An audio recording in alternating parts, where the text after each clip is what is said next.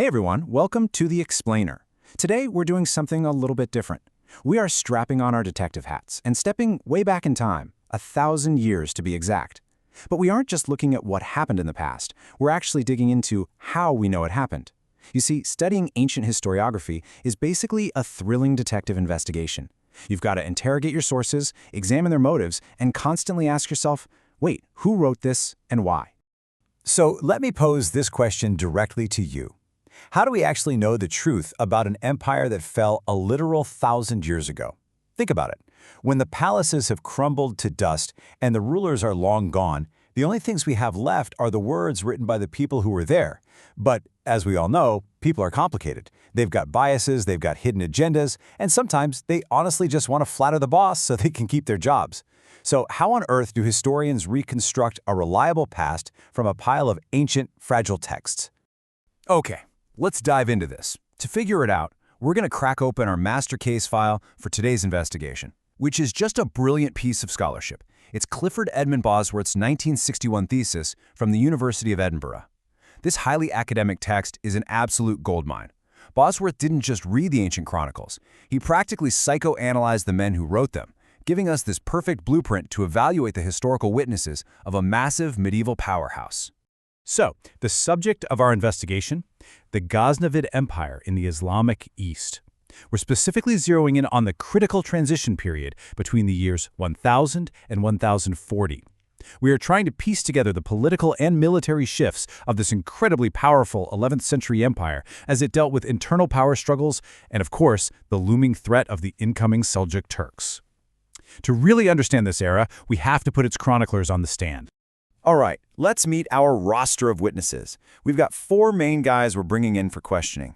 There's al-Utbi, who we'll call the flatterer. We have Gardizi, the eyewitness. Then there's Baihaqi, the insider. And finally, al-Biruni, the scientist. As we go through this explainer, keep in mind that each of these guys brings a totally unique bias, agenda, and vantage point to the stand. We literally cannot just take their word for it. We've got to cross-examine them. Let's call witness number 1, al-Utbi, the flatterer. Now, Utbi was a seasoned bureaucrat. He'd actually served the Samanids before jumping ship and transferring his services to the Ghaznavids, specifically under Sabuktigin and the famous Sultan Mahmud. He was a guy who definitely knew how to survive in a highly volatile political climate. His major work, the Tariq al-Yamini, was written in Arabic to publicize Sultan Mahmud's exploits across the wider Arab-speaking world. But let me tell you, as a detective, reading Utbi is highly frustrating. His work is what historians call a stylized panegyric. That's just a fancy word for a text specifically designed to flatter. He was aiming for literary effect, stuffing his pages with these florid metaphors and Arabic poetry. Because of this, he is maddeningly vague on the concrete details. He rarely gives exact dates, and his geographic descriptions of military campaigns are just all over the place. Basically, he was writing a PR piece, not a police report. Moving right along to witness number 2, Gardizi, the eyewitness. And this brilliantly illustrates the contrast between our witnesses. Gardizi brings a completely different flavor to our investigation. Because he was a native of the Ghazni area and spent a lot of time close to the Sultan, he actually witnessed many of the events he wrote about, everything from grueling desert marches to massive bloody battles. So while Utbi is giving us this dramatic, inflated PR spin with zero exact dates, Gardizi gives us a Just the Facts chronicle. His work, the Zain al-Akbar, is totally dispassionate. He strips away all that fulsome praise and just gives us the bare events, accurate dates, and a straightforward style. Sure, he doesn't offer deep psychological analysis, but as a reliable timeline, he is an historian's best friend. Let's bring in witness number 3, Baihaqi, the insider. Picture this. A retired senior civil servant writing his memoirs after spending over 40 years in the Ghaznavid correspondence department. That was essentially the nerve center of the entire empire. That's Baihaqi. He was a guy with top-secret clearance, and he wrote with his eye firmly on posterity. He had unprecedented access to official state documents, treaties, and the innermost political motives of the ruling class. And because he actually copied official papers for his own personal records, he was able to quote them verbatim decades later. He gives us this uniquely rich look inside the government. He absolutely despised what he called scissors and paste history. You know, those incredibly boring lists of who fought who on what day? Instead, he analyzed character motives. He showed us the stubbornness, the greed, and the real human drama going on behind the throne. Just listen to this profound quote from him regarding how to write history. He says, Your informant must be a trustworthy and veracious person, but your own wisdom must also testify that the statement is true. I mean, wow. This is an 11th century bureaucrat demanding strict critical thinking. He knew people loved incredible nonsense and fairy tales, but he insisted on personal observation or reliable, verified informants. It's a historical methodology that was literally centuries ahead of its time. Let's move to our final witness and see how this builds out the whole picture. Witness number 4, al-Biruni, the scientist. So the crucial point here is that al-Biruni was an absolute intellectual giant. He was perhaps the greatest Muslim scholar of his time, an astronomer, a scientist, and a thinker who was actually carried off to Ghazna as a captive after Sultan Mahmud conquered his homeland.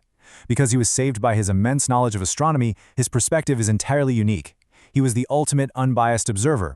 He utterly refused to be a sycophant. While all these other writers were falling over themselves to praise the Sultan as a glorious holy warrior, Biruni wrote impartially.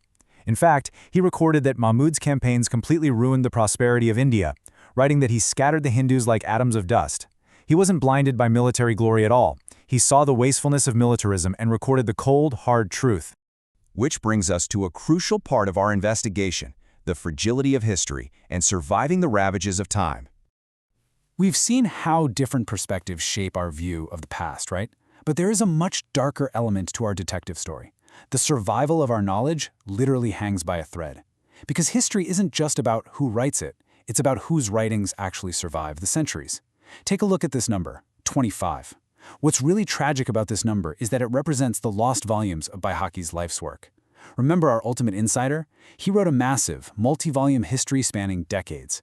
But today, only a fraction of it remains. At least 25 volumes of his intricate inside look at the Ghaznavid Empire have completely vanished from the earth.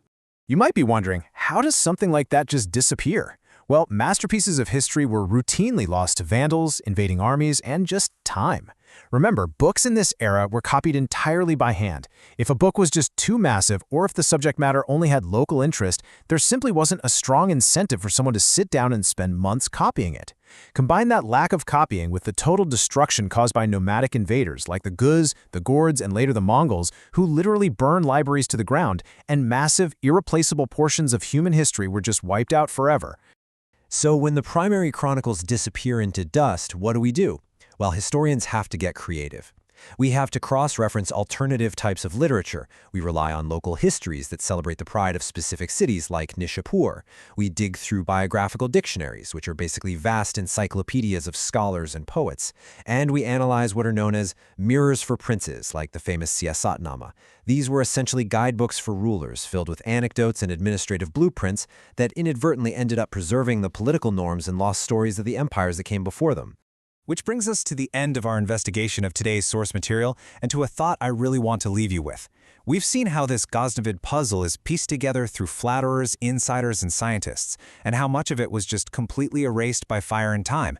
If the history of an entire empire depends strictly on who survived to write it down and whose manuscript managed to escape the flames, what parts of our own human history are already lost? What brilliant insights from the past have we missed forever simply because the paper didn't survive? It's a sobering thought for sure, and one that makes the surviving texts we do have all the more precious.